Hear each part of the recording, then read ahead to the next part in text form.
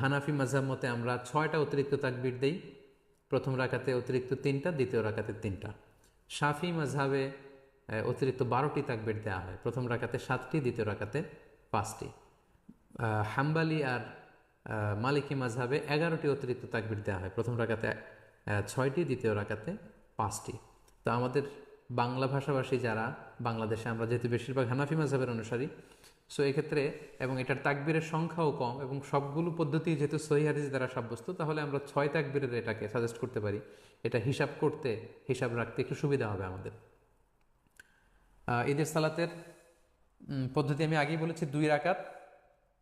আপনি যদি 6 তাকবীরের সাথে আদায় করেন, আমরা যারা করি 6 তাকবীরের সাথে, সেটার পদ্ধতিটা হবে এমন: তাকবীরে তাহরিমে আল্লাহু আকবার বলে আপনি সানা পড়বেন। সানা পড়ে কেরাত পড়ার আগে আপনি অতিরিক্ত 3টা তাকবীর দিবেন, আল্লাহু আকবার।